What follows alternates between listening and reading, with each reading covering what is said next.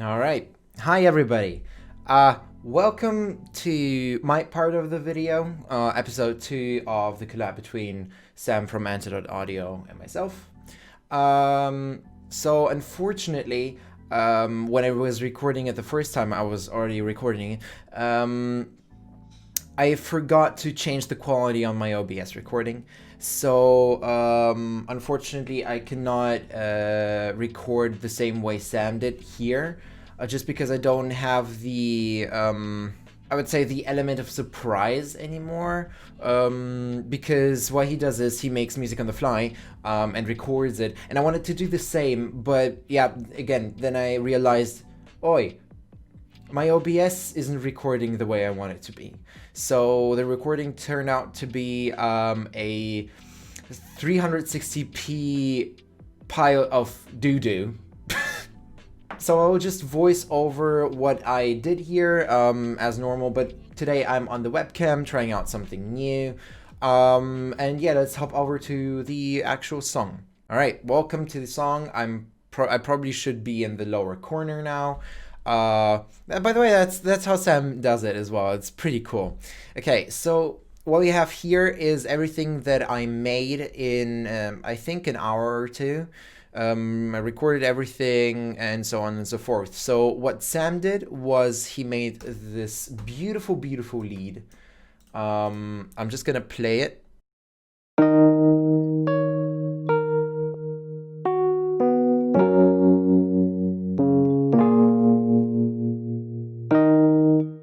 Absolutely beautiful chords.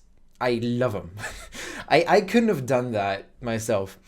What I did here is I slapped on a plugin called Isotope Vinyl right here. That's it. So what it does, it lo-fi's everything. I put up the dust, the scratch, and the warm depth. The warm depth and the scratch kind of slightly pitch the actual. Oh, I mean they repitch it. So if you listen to it closely, you can hear that there is like some. It detunes it a bit.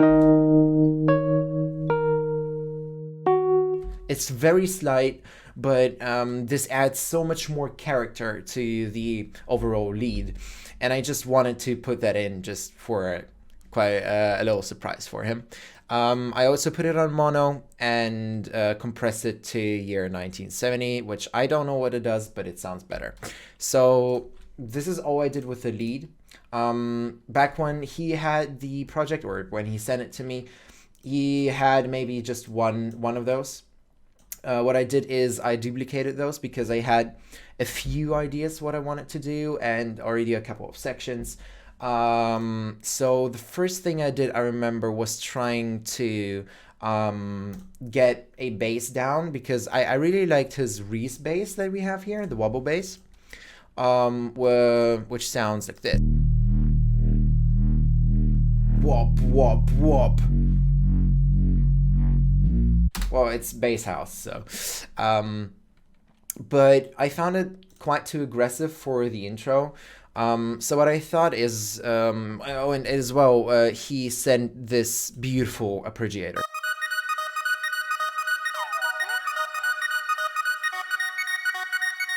I love it. I love it. The swing element is pretty cool. You almost feel like on a pirate ship. Ahoy, mateys. What I wanted to do with the arpeggiator, or at least that was my idea. By the way, Sam, I know you're watching this. You can change everything you want here. But the way I saw it is a couple of sections with the melody.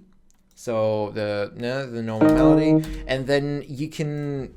What I wanted to do with the arpeggiator and the bass at the end of it, I wanted to make a build-up to actually translate into one of Sam's Bass House drops, which I know that they are really fucking good because watched a couple of his videos and so that would be quite a nice idea. If you want to do that, Sam, feel free to. By the way, if you don't want any of this, or if you don't want some of those things, feel free to fucking delete them. Yeah, that's all I'm gonna say. So I tried to put down the guitar bass. which turned out to be not good, so I kind of muted it for this. The guitar bass, I'm just gonna play it. The guitar bass sounds like this.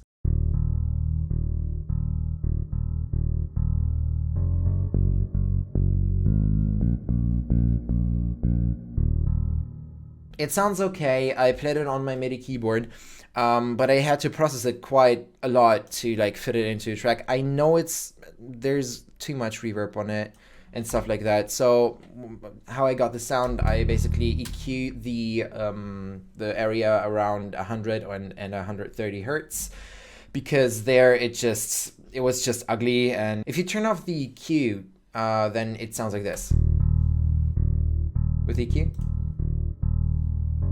It's just those slight details that make it quite better.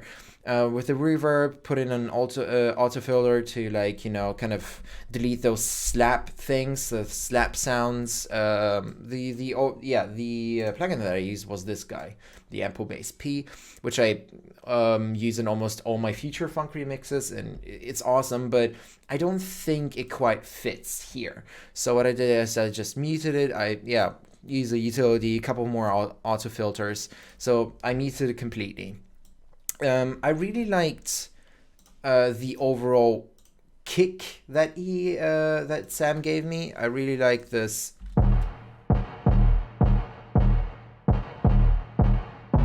It's pretty cool. I really like the melodics of it as well. But what I wanted two different sections. So together with everything he did, and let me just turn off the pads because I haven't introduced you guys to them yet, and the piano. Yeah, so they sound like this.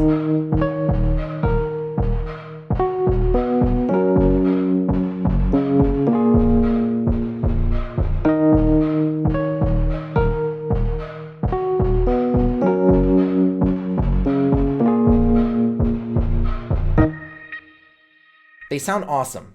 Not gonna lie, they sound absolutely amazing. But what I thought was, this needs a little more piano. So what I did is I recorded this guy. I took a jack cable, recorded this guy into my audio interface, and then I created this really nice background kind of piano thing that I always do, with quite a lot of delay and reverb. Put an auto filter in, a glue compressor to kind of just, you know, compress it in, cut out the really loud things. And then I actually did an LFO with the filter, I believe, actually. What I really liked. So let me just play it. Oh, wait, what? Oh my god, what the fuck happened here? Alright, so I'm back. I didn't know what happened to the LFO. It kind of bugged out, but we got it back. So I was talking about the piano. And what I did here was I filtered it, but I wanted it to have a little LFO. I've never really used the LFO, but I watched Sam's video and I kind of got the hang of it. So what I did is I modulated the auto filter so that it would sound something like this.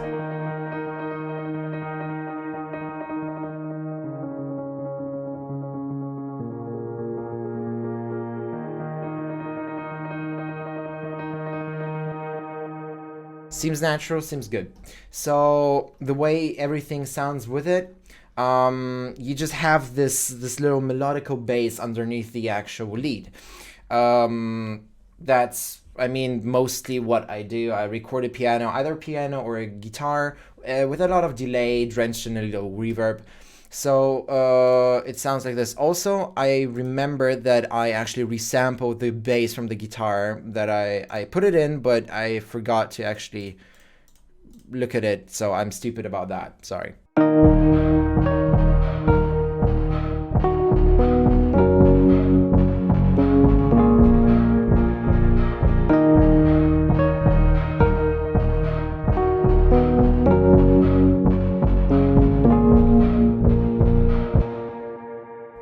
So as you can see, works pretty well.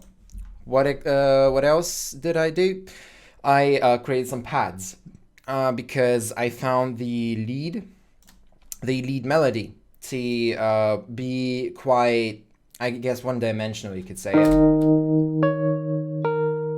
It sounds, by itself, it sounds okay, but in the context of everything, it sounds a little boring. So what I did is I actually made a pad myself using the operator plugin, which is in the stock Ableton folder. I created a square wave which has quite a low attack. I filtered it, drenched it in reverb again, and EQ'd it quite heavily. So the end product sounds like this. Well, by the way, first I wanted to punch it in, but then I remember that I could just copy or duplicate the lead MIDI and then just cut out the things that I don't want to have and have the main chords here. So it sounds like this.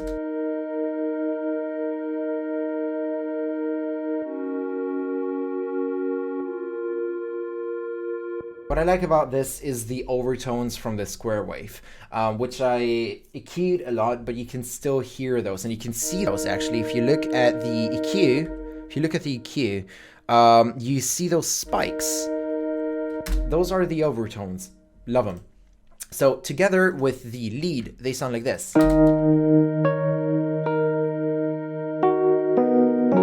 Which is already awesome. Now with everything.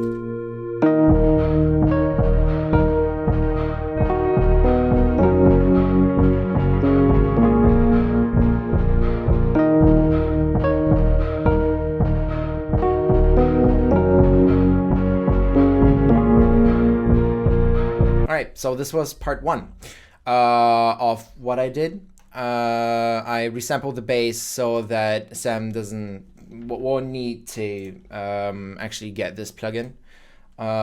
Which, by the way, you can do that. You can resample it, make it into an audio file, which is basically a stem if you think about it.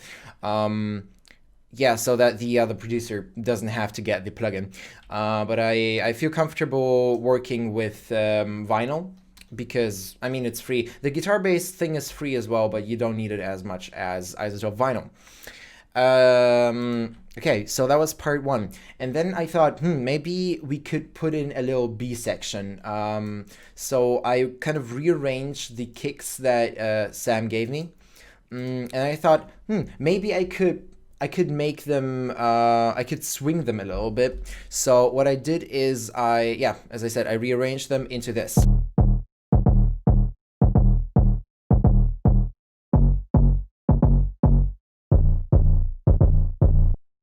Basically used the same stuff he used, but rearranged it a bit. So I thought of a drum pattern that could be swingy and not swingy at the same time. So what I did is I actually put in another snare because Sam had this really cool cowbell that he just drenched in reverb, as you can see. But I didn't find it punchy enough for the B section, so I actually put in a snare from Cymatics and mixed it in with the cow snare. Call it the cow snare, the cowbell snare. Yeah, again, reverb, auto filter, EQ, and utility. That's mainly the plugins I use for all of my music, if not, yeah, most of my music, I would say. So let's listen to the cowbell with the snare.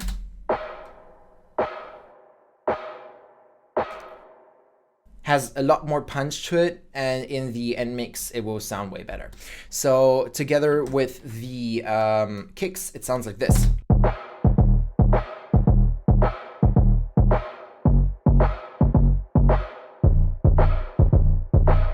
It has a lot more movement than the kick has here. It's in the end mix, it sounds, it sounds quicker, I would say. I don't know how to describe it. So what I thought was maybe I could put in another hi-hat to make it even, make it even more exciting for it. So I took a little hi-hat sample from the Limitless sample pack from Antodite, from Sam, the Antidote sample packs. By the way, thank you a lot for giving me that. It's absolutely amazing. The sample folder is nice. So yeah, I took it and I filtered, reverbed, and made it a little louder so that it sounds like this.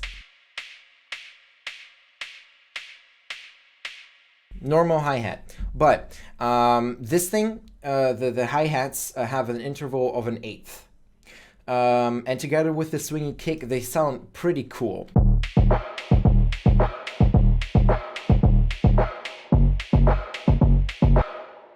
Has a lot more movement, and then I finally decided to use his awesome Reese bass.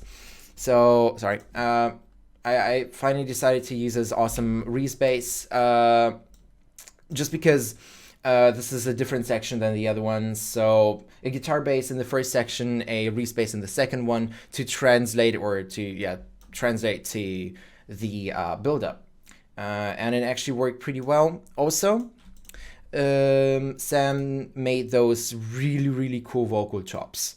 I I actually really enjoyed them.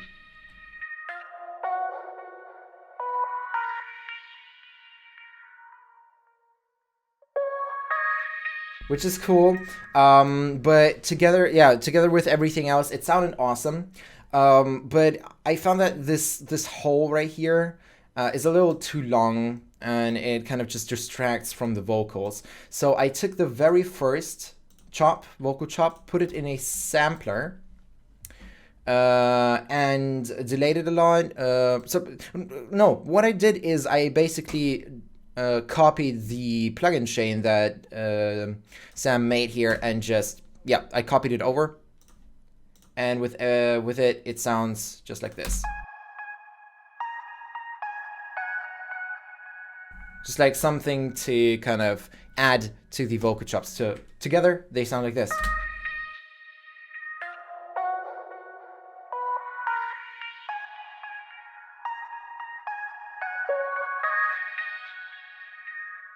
It adds a lot more body to everything. Yeah, so that's pretty much everything I did for this part. I also duplicated the piano and the leads and the pads. So it's a difference between the first part and the second part. So if you listen to it closely together, they sound like this.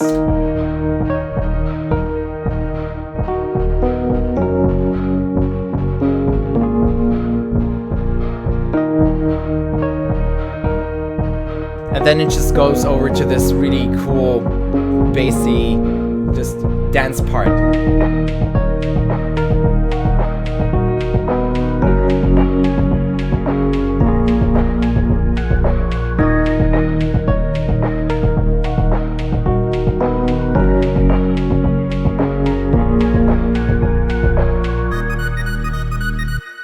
And then, of course, the arpeggiator with the bass.